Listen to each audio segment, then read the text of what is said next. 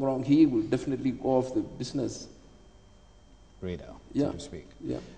Andrea, the question then does emerge. If we talk about moral arguments, how high is too high? I'm not talking about moral arguments. I mean, for me, as I said, I would lean towards not cracking down on interest rates just because I think the disadvantages would outweigh the advantages, and say the moral argument for me doesn't really apply. I would look at What about Obama and the banks in the United States? I bail you out, you better pay me back. Yeah, that was a big screw up. I'm entirely with you on that, and not ideal, and a bit like the Grand Coalition in early 2008, you know. The least unnecessary evil. Well, unnecessary evil, was there any alternative to it? Because that is, you know, in the US it's a banking system that not only the US depend on, but, you know, a large part of the rest of the world. So, you know, I think moral is maybe not quite the language here, because nobody's really forced to go to a bank, and I would look at it from a standpoint of system security in terms of regulations and also consumer protection.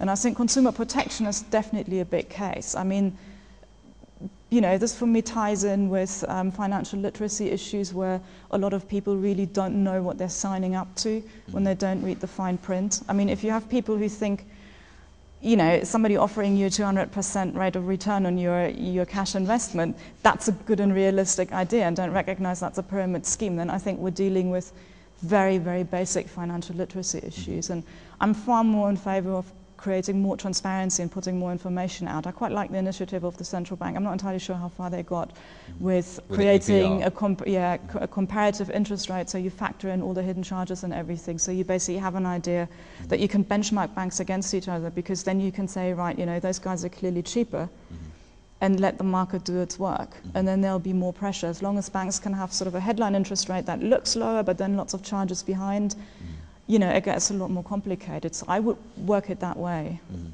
Wilfred, is there a problem with our financial literacy? This country is absolutely ignorant, question posed? Very big problem. You will find that even a lot of borrowers would sign a loan agreement without reading it, or without even getting the benefit of his advocate. Because the loan agreement is a legal document, and has clauses that, unless you've read it clearly, would most likely affect your servicing of the debt. We've seen at the Interest Rate Advisory Center cases where a borrower will say, I didn't know, and that is a document he signed. So literacy is a big problem. Or rather, in terms of people, whether they read or they're just going to the bank and they needed the money like yesterday, and therefore they just sign and say, let me have the money, I'll carry on with my business. I'm talking about especially what happens. If you service your debt on time, like clockwork, you have no problem. But when you default for whatever reason, then a lot of things come into play. And one of them is the penalties in this country. Some banks will increase that margin by as high as 15%, just because you have defaulted. So that if you are borrowing at, say, base of 12 plus 4, immediately you have problems with servicing your debt. That margin goes 15.5. What that means is that an interest rate close to 30%. Impossible to, not sustainable in normal businesses in this country. So there's an interesting argument you're making here. The central bank has made some effort to actually get this information out to the Kenyan public. I believe it's every quarter. They have a quarterly survey of interest rates. They actually put it out for the public to see this bank lends at this rate. This is what will charge you, etc., etc., etc. APR efforts to put out an APR are also in progress. But are they aggressive enough, or is just the Kenyan public whining too much and doing nothing? No, I think that is useful information, but what they're producing out there are averages. And they may not talk, or rather they may not tell you what sort of penalties will apply when you default. Because the central bank is talking when you're servicing your debt normally. But we're talking of what happened. And we have, okay, it's been coming down. The non-performing debt portfolio has been coming down. But there was a time it was in several billions. And so there is a problem of non-performing also, which actually builds into this high interest rates also. So what I'm really talking about, the consumer literacy and understanding what they are signing, is some of that fine print where the penalties will be spelled out, but you may not have bothered to read them because everybody is optimistic that he will perform.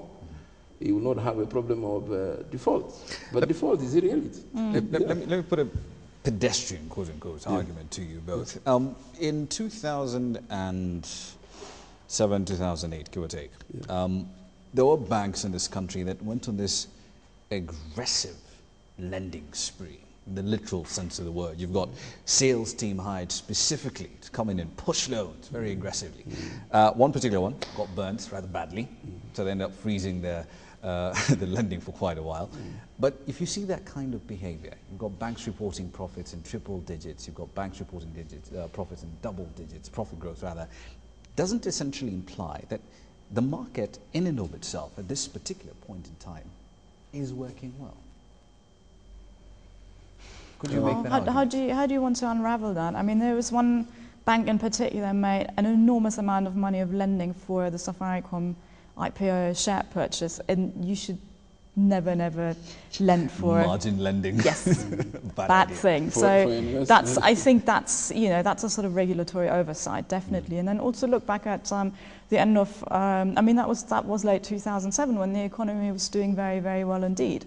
So if you have a growth rate in the economy of 7%, you know, if you project that forward, then you can assume the market will continue to grow, small enterprises will continue to grow, so you can be a lot more aggressive. I mean, this abruptness of the political crisis and the impact it had was massive. So of course everybody scales back and says, let's just be a bit more cautious about it. And I think that's, you know, this is a sort of unnecessarily high volatility because of the political crisis, but basically this is a market development where banks start going more into the retail market. They're looking at smaller clients, they're looking at salaried employees, and I think that is really the trend that you want to encourage going forward, rather than say, well, slap a cap on interest rates and that's it. So I find that a positive development, and I also think new technology will come into this quite a bit. I mean, right now, if you get 1% on your savings account, you know, why don't you just keep it, if you don't have that much money anyway, just keep it in your M-Pesa or a Zap account. You know, there's definitely more competition there as well, I think. Wilfred, your thoughts? Is the market competitive? Or it is, but competing between who? We basically talk about 5 major banks in this country who control 70–80%. So the competition is limited. Limited, yes. Limited. In fact, to the extent a few years ago, a lot of banks pulled out or closed branches in a lot of rural areas and moved to towns. But I'm happy to see that they're now moving even to slum areas. You're seeing banks in Kayole, but there was a time some of the major banks, because they didn't just care, they closed up in Kisii, closed up in several places, because they were making the big money from the big... As anyone in this business will tell you, have James Mwangi to thank for that particular stunt.